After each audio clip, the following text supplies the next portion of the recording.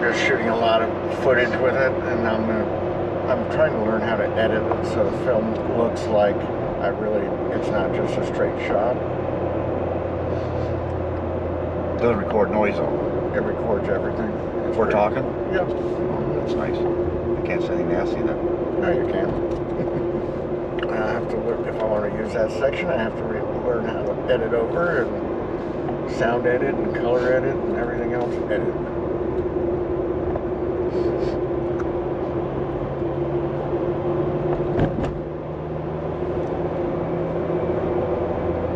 Well, if you like waterfalls, up here on the right there's a nice one you can park. A lot of fly fishing going on in here.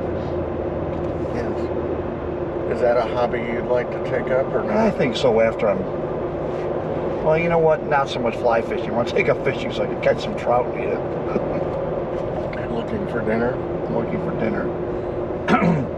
You go out and buy trout. And the trout farms around here is $15, $16 a pound. It's like, come on. Now, my friend that lives over by Iron Horse, he goes out there with a worm and a hook and catches dinner anytime he wants to, big ones. That little stream he's got.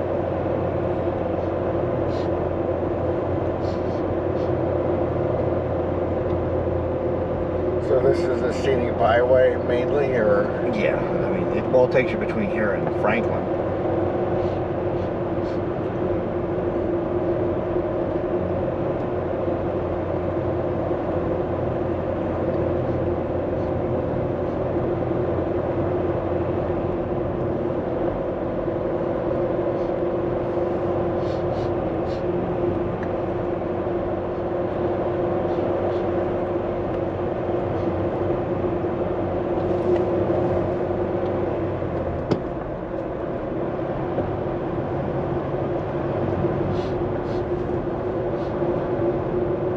That's an interesting thing about passengering.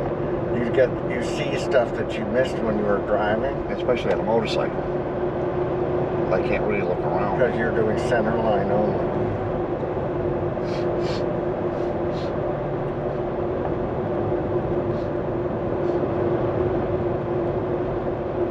I got a great video coming here just on my camera last fall, and the leaves were changing. It was really nice. You got a lot of traffic through here for people watching the color changing. Yeah, oh yeah. What do we call them? Tree peepers or something like that. Somebody call them leaf peepers.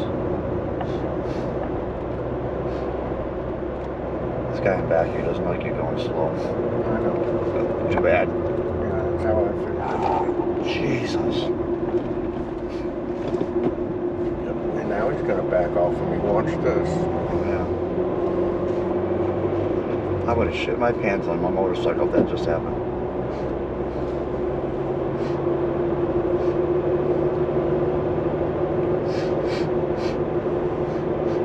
I guess he was really surprised to see this car too.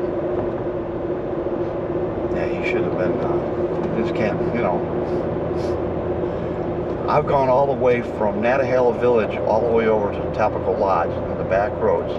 Never saw another car coming the other way to 20-something miles, but I never go outside the line. Right. You know, as soon as you do, oops.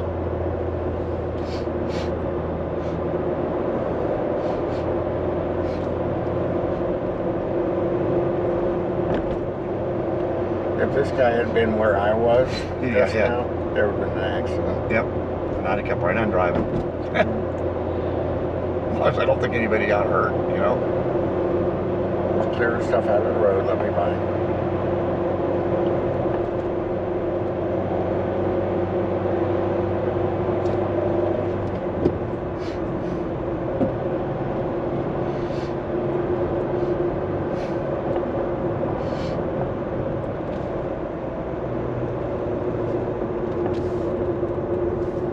What I should have done, which takes us a long time, is go up another back road. It's gravel. I take it on the trike because I don't do it on my four-wheel, two-wheeler. But it follows the power lines up through the mountains. It's pretty neat. And then there's a back road up here. It's called Highway. I'll show it to you when you get up here. But it's a They haven't fixed it in years. And you I'm go gonna up. pull off the side of the road and I am one spot.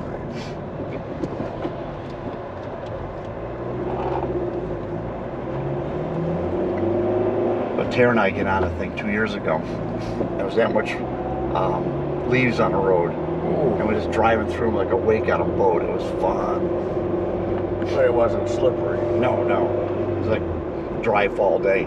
It was funny because she says, you know what? I said, what? She goes, I want to drive. I said, not a bad place to learn because there's nobody on the road.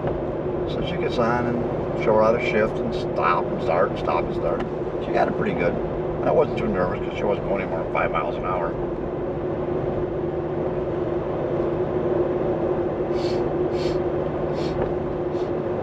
We should be coming with a waterfall on this side here. Right there's one.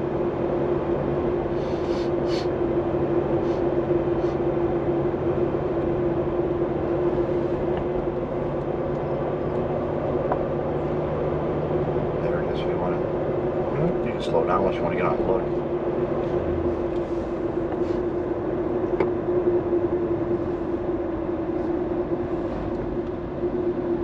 Yeah, not really. That's okay. Not a big one, but it's fun.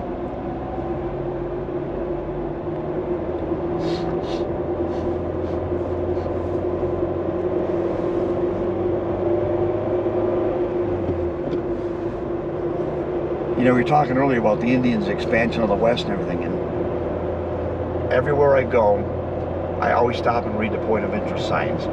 There's some pretty cool ones out west about this chief was friends of the white man. He never had any scalps in his teepee, and you know, and Nez Perce fought a big battle out there and won the day, but then they fled to Canada because the cavalry was after them then. Now, have you been to Little Bighorn? Yes, I am. That's an interesting thing. I said when I did my web page for that, I took a picture and I says, "It's so desolate out here. Who would want it now, let alone then?" You know. Custer had some real serious issues with reality. Yes, he ended up on the I wrong don't end of see it. any fucking Indians. Huh? I don't see any fucking Indians. You know what was his last word? No, one of the other guys saved some for me.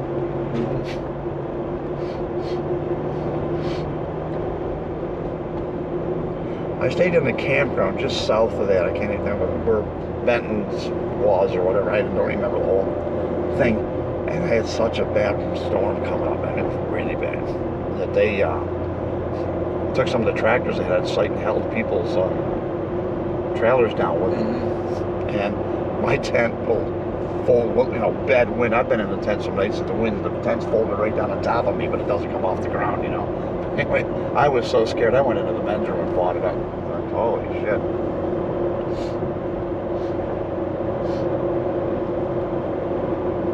The one thing I like about living here, there's nobody around hardly. I mean, how many cars we've seen except for the asshole trying to chase us? The guy's got a bunch of birds down here.